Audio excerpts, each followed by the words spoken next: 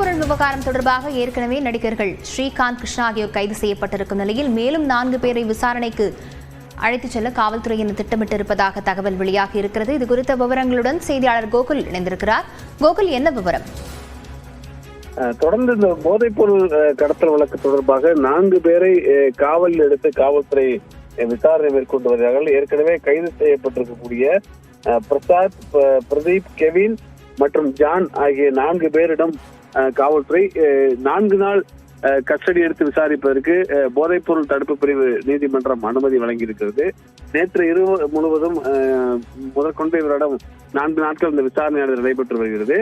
ஏற்கனவே இந்த வழக்கில் நடிகர்கள் ஸ்ரீகாந்த், கிருஷ்ணா ஆகியோர் கைது செய்யப்பட்டு சிறையில் அடைக்கப்பட்டிருக்கக்கூடிய நிலையில மேலும் தொடர்புகள் குறித்து விசாரிப்பதற்கு இந்த போதைப்பொருள் வழக்கில் தொடர்புடைய அந்த வெளிநாட்டு போதைப்பொருளை சப்ளை செய்த காலா நாட்டை சேர்ந்த ஜான் என்பவரும், அதே போல போதைப்பொருள் டீலராக இருந்த கெவின் என்பவரும், நடிகர்களுக்கு போதைப்பொருளை வழங்கிய பிரசாத் மற்றும் பிரதீப் குமார் என்ற 4 பேரையும் தனித்தனியாக காவலில் எடுத்து காவல்துறை விசாரணை மேற்கொண்டு வர்றாங்க.